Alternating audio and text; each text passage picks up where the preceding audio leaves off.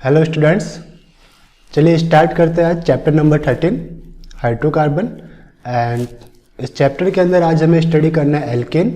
Alkene की दो properties रहती है, first one is the physical property and second one is the chemical properties of alkene. इसके ऊपर एक पूरा बड़ा क्वेश्चन आपके पास रहता है, तो आज हम इसे स्टडी करते हैं। ओके, द फर्स्ट जो प्रॉपर्टी है आपके पास, this one is the physical property. तो फिजिकली आपके जितने भी एल्केन्स है वो कैसे होते हैं बेटा? सैचुरेटेड होते हैं। तो सैचुरेटेड होते हैं तो वो क्या होते हैं? Non polar. Non polar means उसके अंदर कोई भी पोलरिटी जनरेट नहीं होती। तो first point, they are non polar molecule. All the जितने भी आपके पास लाइक मिथेन, इथेन, प्रोपेन, जो भी आपके पास मॉलिक्यूल्स है वो नॉन पोलर होते हैं, इनके इलेक्ट्रॉन क्लाउड बीच में रहते हैं। Second point, carbon means C1 to C4 के जो भी आपके मॉलिक्यूल्स है वो गैसियस स्टेट में एग्जिस्ट करेंगे, C5 to C17 तक liquid, and about the C18 आपके सॉलिड स्टेट के अंदर रहेंगे। मीन्स एल्केन्स आपके इस गैस भी है, लिक्विड भी है और सॉलिड भी है। वो डिपेंड करता है कि वो चैन की लेंथ क्या है। अगर C18 से मोर लेंथ है तो वो आपका क्या रहेगा? सॉलिड रहेगा, और C5 to C17 है तो लिक्विड रहेगा। थर्ड आपका रहता है being non polar they are soluble in non polar solvent, we know that the same dissolve to same। Okay, अगर कोई पोलर कंपाउंड है तो वो पोलर मॉलिक्यूल के अंदर डिजोल्व होता है, नॉन पोलर है तो नॉन पोलर में डिजोल्व ही होगा। फॉर एग्जांपल जो आपका हेयर ऑयल है वो वाटर के साथ डिजोल्व नहीं होता। क्यों? क्योंकि वो आपका नॉन पोलर है। इसी टाइप से जो आपका ईटेबल ऑयल है लाइक सरसों का तेल, मस्टर्ड ऑयल, वो भी आपका वाटर में डिजोल्व नहीं है क्योंकि वो पोलर है। ये किस में डिजोल्व होंगे? आपके नॉन पोलर कंपाउंड के अंदर डिजोल्व होंगे, like carbon tetrachloride, like PAT ether etcetera. Fourth इसका रहता है आपका बॉइलिंग पॉइंट, और बॉइलिंग पॉइंट डिपेंड करता है इंटरेक्शन। अगर ज़्यादा अट्रैक्शन है तो बॉन्ड ब्रेक करने के लिए आपको ज़्यादा एनर्जी रिक्वायर्ड होगी, कम अट्रैक्शन है तो कम एनर्जी रिक्वायर्ड होगी। The force of attraction among the alkane molecule are weakest like a van der Waals forces, जो कि आज हमने पढ़ा था, dispersion and London force। चूँकि ये नॉन पोलर है इसलिए इसमें लंदन फोर्स वर्क करता है, और जैसे जैसे मॉलिकुलर मास इंक्रीज होगा ये फोर्स भी आपका इंक्रीज होगा। ओके, तो there van der Waals forces of attraction also increasing resulting increase in boiling point। तो कुल मिला के आपके पास क्या रहेगा? अगर आपका मॉलिकुलर वेट इंक्रीज होता है तो बॉइलिंग पॉइंट भी इंक्रीज होगा। और मॉलिकुलर वेट इंक्रीज कब होगा? जब आपका चैन लेंथ इंक्रीज होगी। क्या होगी बेटा? चैन बड़ी होगी तो जाके आपका boiling point and melting point increase होंगे। तो among isomeric alkene, isomeric means इनका केमिकल फॉर्मूला सेम होगा एन पेंटेन के लिए लाइक C5H12, सभी के लिए मॉलिकुलर फॉर्मूला सेम रहने वाला, बट इसका स्ट्रक्चर अलग अलग होगा। एन एल्केन चैन में रहेगा, आइसोपेंटेन एंड नियोपेंटेन। तो जो ब्रांचिंग अगर आपकी ज़्यादा होती है तो उसका बॉइलिंग पॉइंट कम होता है। क्यों? क्योंकि ब्रांच मॉलिक्यूल को अगर आप प्लेस्ड करोगे तो वो आपस में एक दूसरे को हर्डल करेंगे, लाइक दिस वन। अगर ये आपके पास नियोपेंटेन है, नियोपेंटेन के इतने सारे मॉलिक्यूल एक दूसरे से दूर दूर रहेंगे। ओके, तो अगर ब्रांचिंग आपकी इंक्रीज होगी तो क्या रहेगा? उसका बॉइलिंग पॉइंट डिक्रीज होगा, बिकॉज वो ऑटोमेटिकली आपस में दूर दूर एग्जिस्ट कर रहे हैं। नेक्स्ट जो आपका पॉइंट है उसके लिए पेज हम टर्न करेंगे, जस्ट 1 मिनट। मेल्टिंग पॉइंट भी बॉइलिंग पॉइंट के अकॉर्डिंग ही चेंज होता है। जो भी आपके अनब्रांच्ड एल्केन है लाइक 2, 4, 6 एंड 8 कार्बन कंटेनिंग, उनके जो मेल्टिंग पॉइंट है वो हायर मेल्टिंग पॉइंट होंगे compare to unbranch alkane. Okay, compare to unbranch alkane 3, 5, 6, 7, 8। 3, 5, 7, 8 means यहाँ पे आपके पास एक रूल आएगा even number and odd number का, कि melting point with even number of carbon atom is greater than melting point of odd number of carbon atoms. यहाँ पे ऑब्जर्वेशन के थ्रू आप बता सकते हो कि जो भी इवन नंबर की कार्बन चैन है उनकी मेल्टिंग पॉइंट ज़्यादा होगी ओड नंबर के कार्बन चैन से। फोर्थ आपका फिजिकल प्रॉपर्टीज रहता है फ्यूल कैपेसिटी, मीन्स कि जब हम इसे इंजन के अंदर बर्न करेंगे तो कितनी ज़्यादा हीट ये आपको प्रोवाइड करवाता है। तो जो आपके मोर ब्रांच्ड एल्केन से वो ज़्यादा हीट प्रोवाइड करवाते हैं, उनकी फ्यूल कैपेसिटी ज़्यादा होती है compare to less branched alkane. और लेस ब्रांच्ड एल्केन भी unbranched alkane and lower molecular weight वाले से ज़्यादा हीट प्रोवाइड करवाते हैं। ओके, यानी कि अगर ब्रांचिंग बढ़ रही है तो फ्यूल कैपेसिटी ज़्यादा है, और सेकंड मॉलिकुलर वेट कम है तो भी फ्यूल कैपेसिटी ज़्यादा है। Like lower molecular weight is greater than higher molecular weight, अगर लो मॉलिकुलर वेट वाले ज़्यादा फ्यूल कैपेसिटी आपको प्रोवाइड करवाते हैं। नेक्स्ट आपको पढ़ना होता है इसके अंदर केमिकल प्रॉपर्टीज़। केमिकल प्रॉपर्टीज़ में सबसे पहले जो रिएक्शन हम स्टडी करते हैं, और केमिकल प्रॉपर्टीज़ ही इस चैप्टर का हार्ट है, this one is the very important chemical properties. And इसमें सबसे पहला जो रिएक्शन टाइप है सबस्टिट्यूशन रिएक्शन। इसमें हम 3 रिएक्शन पढ़ते हैं। फर्स्ट वन हैलोजिनेशन, सेकंड इसमें रहता है आपका नाइट्रेशन, एंड थर्ड वन रहता है आपका सल्फोनेशन। तीनों ही टाइप के रिएक्शन से 3 ग्रुप आपको मिलने वाले, हैलोजिनेशन से हैलोजन, नाइट्रेशन से नाइट्रेट एंड सल्फोनेशन से सल्फोनिक ग्रुप। तो देखिए हैलोजिनेशन में क्या होगा, आप एल्केन की रिएक्शन क्लोरीन गैस से इन प्रेजेंस ऑफ फोटोलिटिक यानी फोटो या in presence of sun rays अगर हम करवाएंगे तो आपके पास मिलेगा एल्किल हैलाइड और HX यानी हाइड्रोक्लोरिक एसिड। और रिएक्टिविटी ट्रेंड क्या रहेगा, reactivity order of hydrogenation atom, tertiary carbon जो है वो मोर रिएक्टिव रहेगा compare to secondary compare to primary, means tertiary is more reactive. And reactivity order of halogen क्या रहेंगे, fluorine is more reactive than chlorine then bromine then iodine. ये depend करता है आपके इलेक्ट्रोनेगेटिविटी के ऊपर। किस पे, इलेक्ट्रोनेगेटिविटी के ऊपर रिएक्टिविटी डिपेंड करती है। Because fluorine is more reactive इसलिए ये ज्यादा रिएक्टिव रहता है, या फ्लोरीन की इलेक्ट्रोनेगेटिविटी ज्यादा रहती है इसलिए ये मोर रिएक्टिव है। एग्जाम्पल देखते हैं हमारे पास, लाइक CH4, इसका नाम क्या है, मिथेन। ओके, मिथेन की रिएक्शन Cl2 से इन प्रेजेंस ऑफ फोटोन आप करवाएंगे HNu, तो आपके पास पहले स्टेप में क्या मिलेगा, CH3Cl एंड HCl। फर्दर अगर रिएक्शन फॉरवर्ड होती है तो आपके पास दूसरा Cl मॉलिक्यूल ऐड होगा और देन आफ्टर आपको मिलेगा CH2Cl2। इसका नाम है डाइक्लोरोमीथेन, इसका नाम है डाइक्लोरोमीथेन। ओके, सेकेंड स्टेप वाले का।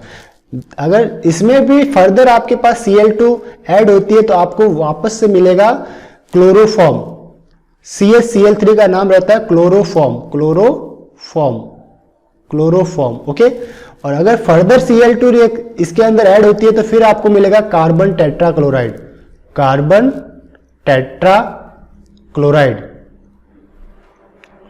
जो आपके पास CCl4 लिखा हुआ उसका नाम क्या है, कार्बन टेट्राक्लोराइड। तो आपने बहुत ही इंपॉर्टेंट ऑर्गेनिक कंपाउंड सिंथेसाइज कर लिए। जो पहले स्टेप में आपको मिला था CH3Cl, नोटिस करो CH3Cl, इसका नाम था क्लोरोमीथेन या मिथाइल क्लोराइड, इसका अदर नेम हम बोल सकते हैं मिथाइल क्लोराइड। तो इन सभी methyl chloride, dichloromethane, chloroform, carbon tetrachloride सारे एक ही रिएक्शन से आप ऑब्टेन कर सकते हो। फिर आपके पास रहता है सबस्टिट्यूशन रिएक्शन में मैकेनिज्म ऑफ हैलोजिनेशन। इसमें मैकेनिज्म इंपॉर्टेंट पार्ट है, इसके मार्क अलग से आपको प्रोवाइडेड किए जाते हैं। स्टेप फर्स्ट में क्या होगा, इनिशिएशन। जो आपका क्लोरीन मॉलिक्यूल है Cl2, जिसे हमने यहाँ पे राइट डाउन किया Cl बॉन्ड Cl, वो फोटोन को एब्जॉर्ब करके रेडिकल के अंदर कन्वर्ट होगा। ये क्या बन गया आपके पास, रेडिकल्स। रेडिकल क्या रहते हैं, जो एक इलेक्ट्रॉन लेने के बाद जब बॉन्ड का होमोलिटिक क्लीवेज होता है तो आपके पास क्या बनते हैं, रेडिकल। हम पहले ही पढ़ चुके इसे। तो बॉन्ड के इलेक्ट्रॉन, एक एक इलेक्ट्रॉन दोनों ही क्लोरीन के ऊपर माइग्रेट होंगे और आपके पास 2Cl डॉट स्पीसीज बनेगी। सेकेंड स्टेप आपका है प्रोपगेशन। प्रोपगेशन में क्या होगा, methane this particular Cl dot species से रिएक्ट करेगा इन प्रेजेंस ऑफ HNu और आपको देगा मिथाइल रेडिकल CH3 डॉट, और एक आपके पास बनेगा HCl, मींस मिथेन के हाइड्रोजन एंड Cl डॉट ने आपस में रिएक्शन की और आपके पास क्या बन गया, HCl और CH3 डॉट। अब ये CH3 dot second Cl2 molecule को क्लीव करेगा। ओके, Cl2 मॉलिक्यूल को क्लीव करेगा जहां पे लिखा है Cl बॉन्ड Cl और आपके पास क्या मिलेगा CH3Cl प्लस Cl डॉट, यानी कि वापस से मिथाइल रेडिकल बन गया। वापस से ये methyl radical may be second hydrogen of methyl chloride को रिमूव करेगा, means CH3Cl and Cl dot, इस बार क्या देगा ये CH2Cl dot plus HCl, okay, यानी CH2 और यहाँ पे आपके पास एक हाइड्रोजन रिमूव हो गया, तो यहाँ पे एक डॉट इसके ऊपर आपको देखने को मिल रहा है CH2 डॉट Cl, और ये CH2 dot Cl second Cl2 molecule से एक Cl को एब्जॉर्ब करके आपके पास बनाएगा CH2Cl2।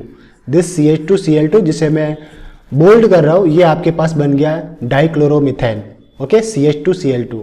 फर्दर अगर आप इसकी रिएक्शन करवाते हो, रिएक्शन प्रोसीड करते हो, तो CH2Cl2 plus this radical Cl dot आपस में रिएक्ट करके आपके पास देंगे CH Cl2 dot plus HCl, okay, and then आपको क्या मिलेगा, this particular radical CH Cl2 dot radical वापस से Cl2 के साथ मीन Cl बॉन्ड Cl के साथ रिएक्ट करके आपको बनाएंगे CH Cl3 जो कि लास्ट प्रोडक्ट है आपका क्लोरोफॉर्म, ओके, और साथ में radical Cl dot. Third step इसका रहता है आपके पास टर्मिनेशन, तो स्टेप को भी आपको लर्न कर लेना। First step is initiation, second propagation means reaction propagate कर रही है, आगे बढ़ रही है। Third step termination means reaction को अब हम स्टॉप करने जा रहे हैं। तो रिएक्शन स्टॉप कब होगी, जब दो रेडिकल आपस में कंबाइंड हो जाए, like Cl dot plus Cl dot आपस में अगर कंबाइंड हो जाए तो आपके पास बनेगा Cl bond Cl means Cl2 molecule बन गया। या फिर हो सकता है दो radical like methyl radical and methyl radical CH3 dot plus CH3 dot, ये दोनों आपस में कंबाइंड हो जाए तो आपको क्या मिल जाएगा, इथेन CH3 बॉन्ड CH3, ये दोनों कंबाइंड होकर क्या बनाएंगे, इथेन CH3 डॉट CH3। या फिर नेक्स्ट ये भी हो सकता है आपके पास कि एक रेडिकल CH3 का और दूसरा रेडिकल क्लोरीन का आपस में कंबाइंड होकर मिथाइल क्लोराइड भी बना सकते हैं, ये भी आपका टर्मिनेशन स्टेप कहलाता है। CH3 बॉन्ड CH3, ये भी क्या आपका टर्मिनेशन स्टेप है, टर्मिनेशन स्टेप आपका कहलाता है, ओके। तो पेज टर्न करते हम आते हैं आपने इसी हेलोजिनेशन रिएक्शन को कैरी ऑन करके हम बना सकते हैं iodomethane, like iodination of alkenes is reversible reaction, okay. ये कैसे रहते हैं, रिवर्सिबल। मिथेन यूज करो प्लस I2 हीट करेंगे, इसमें थर्मली हीट करना है, आपको सन रेस रिक्वायर्ड नहीं होता, इसमें थर्मली हम हीट करेंगे तो आपके पास बनेगा आयोडोमिथेन प्लस HI, और ये इक्विलिब्रियम कंडीशन अटेन करता है, इक्विलिब्रियम कंडीशन अटेन करता है। और आयोडीनेशन में भी carried out in presence of oxidizing agent like periodate, nitric acid, mercuric oxide etcetera. Next जो आपके पास इंपॉर्टेंट रिएक्शन रहती है वो है आपका नाइट्रेशन। जैसा कि नेम के अंदर है, नाइट्रेशन मीन्स नाइट्रो ग्रुप हम एल्केन के अंदर इंट्रोड्यूस कर रहे हैं। कौन सा ग्रुप, नाइट्रो ग्रुप हम एल्केन के अंदर इंट्रोड्यूस कर रहे हैं। तो इसके लिए हमें क्या करना होता है, एल्केन की रिएक्शन नाइट्रिक एसिड से करवानी होती है, HNO3, और नाइट्रिक एसिड को हम लिख सकते हैं OH बॉन्ड NO2, इस फॉर्म में भी हम इसे लिख सकते हैं। In the reaction nitric acid का OH और एल्केन का H आपस में कंबाइंड होकर आपके पास H2O बनाएंगे जो कि रिएक्शन से रिमूव हो जाएगा और प्रोडक्ट आपको मिलेगा R बॉन्ड NO2। तो मीन्स ये जो प्रोडक्ट मिला ये मिला आपको नाइट्रो एल्केन, इसका नाम रहेगा आपका nitro alkane, nitro alkane, okay, nitro alkene.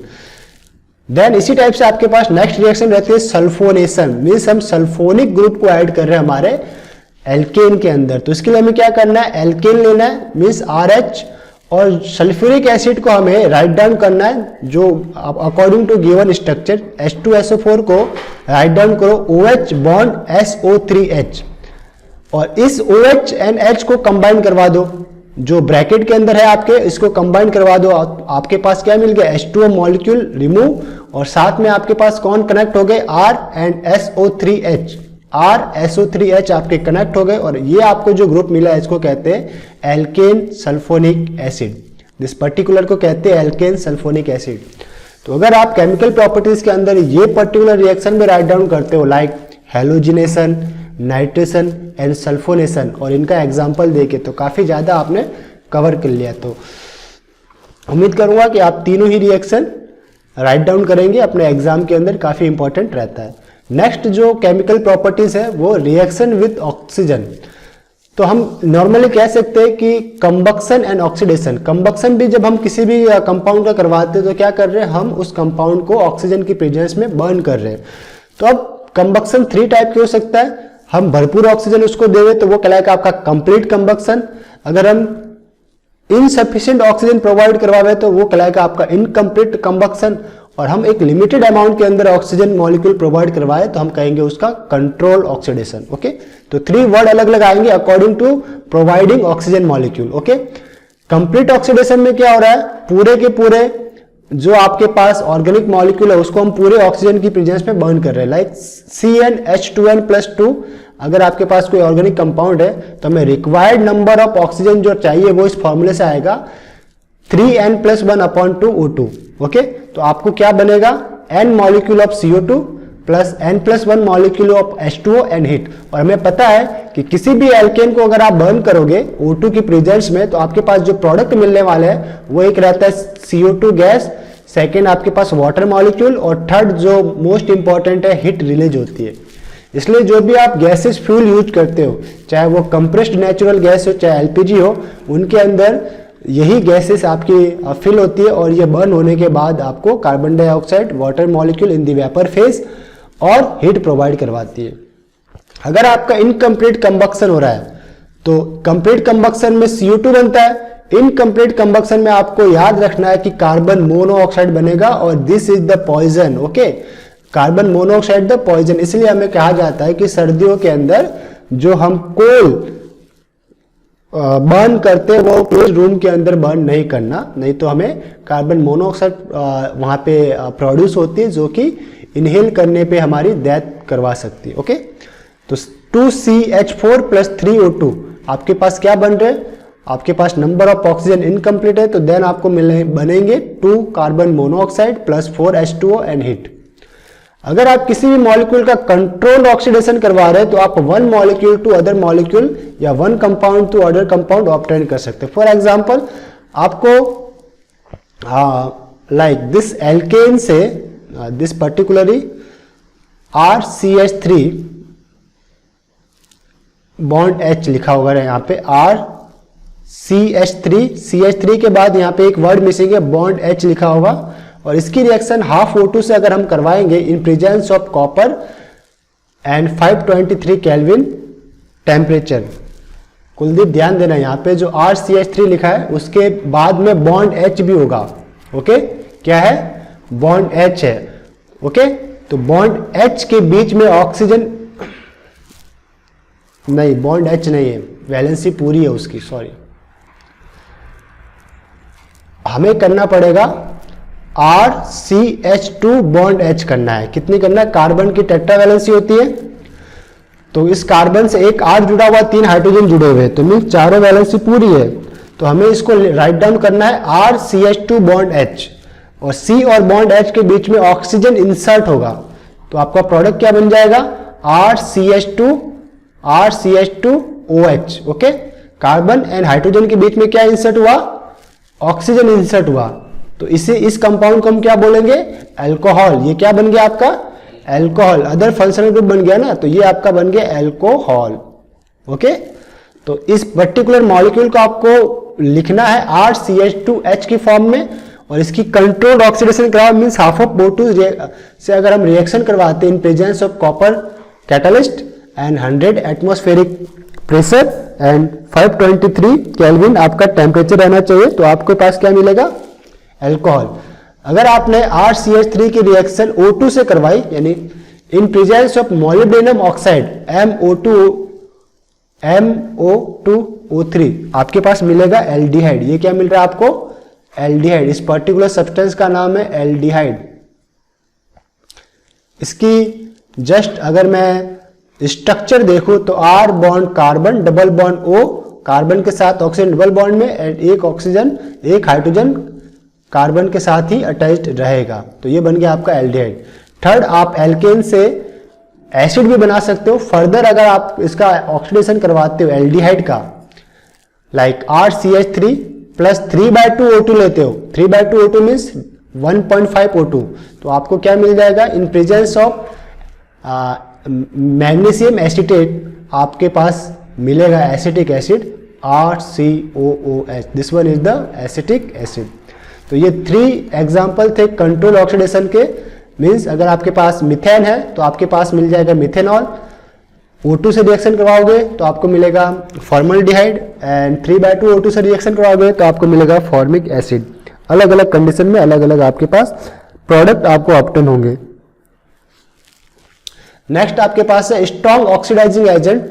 अगर हम यूज में लेते हैं लाइक KMnO4, तो ये क्या करते हैं, रेडिली ऑक्सीडाइज करते हैं tertiary hydrogen atom to the hydroxide group. Okay, जो टर्सरी कार्बन एटम को वो ऑक्सीडाइज करते हैं, हाइड्रोजन की जगह यहां पे कार्बन होगा, 3 नॉट कार्बन रहेगा, ये 3 degree carbon atom two hydroxy group.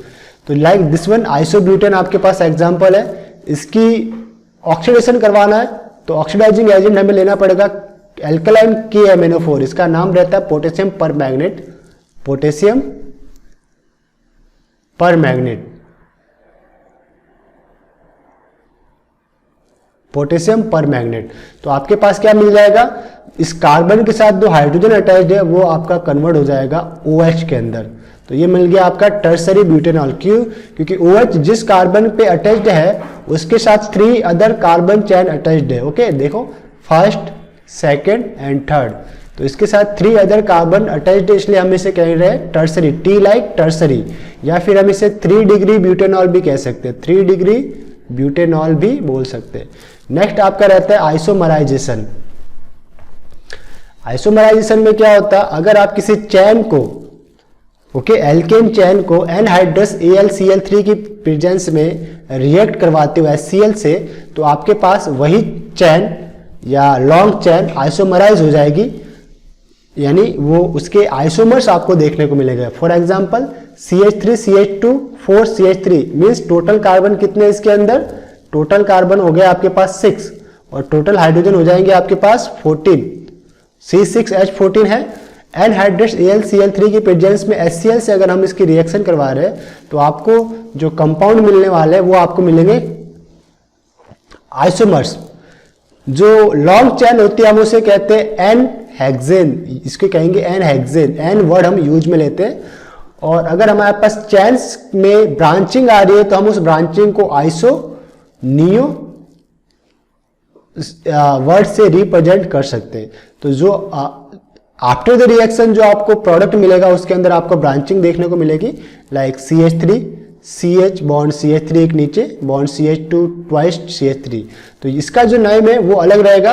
इसका नाम अगर आपको देना है तो 1 2 3 4 5, तो जो मेन कार्बन चैन है उसके अंदर 5 है, 2 नंबर पे आपके पास मिथाइल सब्स्टिट्यूएंट है तो 2 मिथाइल पेंटेन, इसका नाम रहेगा 2 मिथाइल पेंटेन। और जो सेकंड प्रोडक्ट बन रहा है उसका नाम रहेगा 1 2 3 4 5 3 मिथाइल पेंटेन। सेकंड वाले जो इसके पास में जो ग्रुप है सेकंड, उसका नाम रहेगा 3 मिथाइल पेंटेन, मीन्स आपको आइसोमर्स बन रहे। फिर लाइक एन हेप्टेन अगर हम लेंगे तो इसमें आपके पास जो आइसोमर बनेगा वो ट्रिप्टेन बनेगा, और ये ट्रिप्टेन का स्ट्रक्चर आपके सामने है। हेप्टेन में कितने 7 कार्बन है और ट्रिप्टेन में भी 7 होंगे, बट इनकी अरेंजमेंट अलग अलग, कार्बन पोजीशन अलग अलग होगा, लाइक 1 2 3 4। तो इसमें रहेगा आपका 2,2 di methyl 3 2,3 tri methyl butane, इसका नाम रहेगा, जो कि ट्रिप्टेन लिखा हुआ है, जनरल नेम ट्रिप्टेन और IUPAC name 2,2,3 try Maithil. Page को बदलते हैं हम लोग, जस्ट एरोमेटाइजेशन। एरोमेटाइजेशन में क्या रहता है आपका, एक ओपन चैन आपका एरोमेटिक चैन के अंदर कन्वर्ट होती है। फॉर एग्जांपल यहाँ पे आपको दे रखा है, अगर इसमें इस पर्टिकुलर जो चैन है 1 2 3 4 5 6 मेंबर की चैन है और ये क्लोज नहीं है, दोनों टर्मिनल पे CH3 अगर मुझे इसे क्लोज करना है तो मुझे कुछ रीएजेंट रिक्वायर्ड रहेंगे। फॉर एग्जांपल क्रोमिक ऑक्साइड या वेनेडियम ऑक्साइड या फिर molybdenum oxide in 10 to 20 atmospheric pressure and 773 kelvin temperature पे ये चैन आपकी क्लोज होगी और आपके पास क्या बनेगा, एरोमेटिक सिस्टम बनेगा जिसका नाम है बेंजीन। आपके स्किन के ऊपर है बेंजीन। बेंजीन में क्या रहता है, अल्टरनेट डबल बॉन्ड्स आपको देखने को मिलेंगे। This double bond, single, double, single and double, okay. और ये बॉन्ड भी रोटेट हो सकते हैं। फॉर एग्जाम्पल अगर आप चाहो तो ये बॉन्ड यहाँ शिफ्ट हो सकता है, this one is here and this one is here, तो आपके पास सेकंड स्ट्रक्चर आपको ऑब्टेन होगा। फिर रिएक्शन विथ स्टीम, तो जब भी एल्केन की रिएक्शन स्टीम से कराते हो, मीन्स वाटर मॉलिक्यूल से करा रहे हो इन प्रेजेंस ऑफ निकल कैटालिस्ट, तो आपको मिलता है कार्बन मोनोऑक्साइड। ये इंडस्ट्रियली नोन गैस है, इसे कहते हैं हम लोग industrial gas, carbon monoxide and hydrogen gas, okay. ये इंडस्ट्रियल फ्यूल रहता है जिसमें आप H2 गैस का यूज कर सकते हो बर्निंग में, carbon monoxide plus H2 gas, okay. Coal gas भी बोलते हैं इसको। मीथेन को in presence of nickel catalyst H2 से रिएक्ट करने पर कार्बन मोनोऑक्साइड प्लस 3H2 बनता है, जिसे हम कोल गैस भी बोलते हैं। इनके मिक्सर को कोल गैस बोलते हैं। 6th पॉइंट है पायरोलिसिस। पायरोलिसिस का मीनिंग रहता है decomposition of higher alkane to lower alkane is called pyrolysis और क्रैकिंग।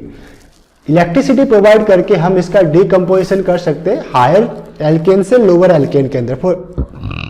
फॉर एग्जाम्पल C6H14, आपके पास कोई मॉलिक्यूल है, 773 केल्विन पर इसे हीट करोगे तो मे बी आपके मिल सकता है C6H12 मीन्स हेक्सिन आपके पास ऑब्टेन हो सकता है।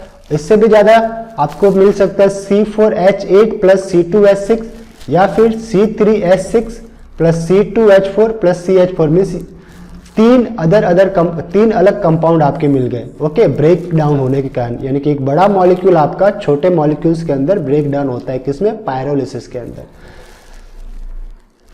तो यहाँ पे आपके पास क्या आता है, cracking is used for manufacture of petrol gas and oil gas. इसके लिए हम कौन सा प्रोसेस यूज करते हैं, क्रैकिंग। और क्रैकिंग को हम क्या बोलते हैं, पायरोलिसिस। पेट्रोलियम गैस के लिए हम इसका यूज करते हैं, पायरोलाइसिस। तो ये थे आपके एल्केन के केमिकल प्रॉपर्टीज। इस लेक्चर को हम यहीं पे स्टॉप करते हैं, मिलते हैं नेक्स्ट लेक्चर में, तब तक के लिए हैव अ नाइस डे।